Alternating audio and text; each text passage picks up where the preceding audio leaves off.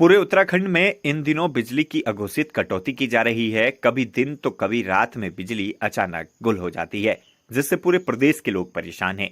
साथ ही यह जो आप तस्वीर देख रहे हैं, यह हल्द्वानी शहर की है। अघोषित बिजली कटौती के कारण पूरा शहर अंधेरे में तब्दील हो गया है, जिससे स्थानीय लोगों को कई परेशानियों का सामना करना पड़ रहा है। शहर में लगातार बिजली की कटौती की जा रही है। आपको बता दें कि ऊर्जा के प्रदेश में 12% बिजली का उत्पादन घटा है।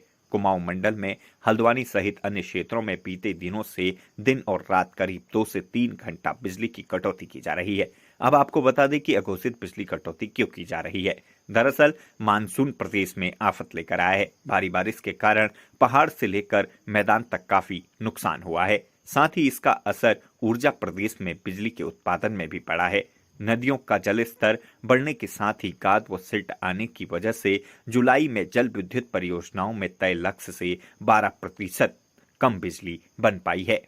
इसका असर यह हुआ कि उपभोक्ताओं को अघोषित बिजली कटौती की मार झेलनी पड़ रही है। न्यूज 18 लोकल की टीम जब विद्युत विभाग के दफ्तर पहुंची तो उन्होंने विद्युत विभाग के एसडीओ नीरज पांडे से बातचीत की। उन्होंने बताया कि अघोषित बिजली कटौती का मतलब बिजली के उत्पादन में कमी आना है। उन्होंने बताया कि दरअसल भारी बारिश के कारण पहाड़ व गौला नदियों में काफी मात्रा में सिल्ट आया है, जिस वजह से बिजली का उत्पादन में कमी आई है। उन्होंने बताया कि बिजली का उत्पादन कम हो पाया है। बिजली के उपभोक्ता ज्यादा हैं और बिजली का उत्पादन कम है, इसलिए अघोषित बिजली कटौती की जा रही है। उन्होंने आगे बताया कि विद्युत विभाग पूरी कोशिश कर रहा है कि ज्यादा से ज्यादा बिजली का उत्पादन किया जाए और उपभोक्ताओं को कोई समस्या न आए। बीते दिनों भारी बारिश के कारण बिजली का उत्पादन कम हुआ है, जिससे उपभोक्ताओं को समस्या आ रही है।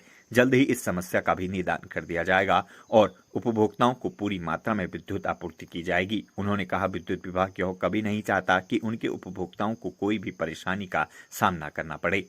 आगे सुनिए एसडीओ नीरज पांडे ने क्या कुछ बताया।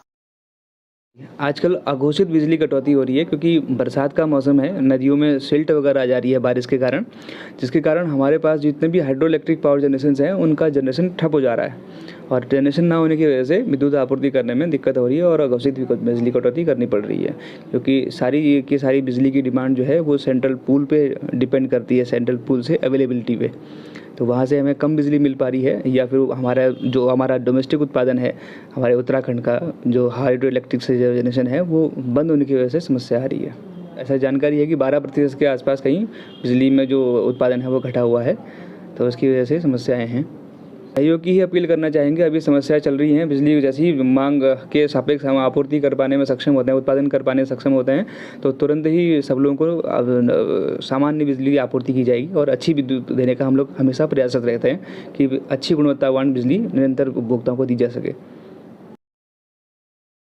वहीं हल्द्वानी की जनता अघोषित बिजली कटौती से परेशान है।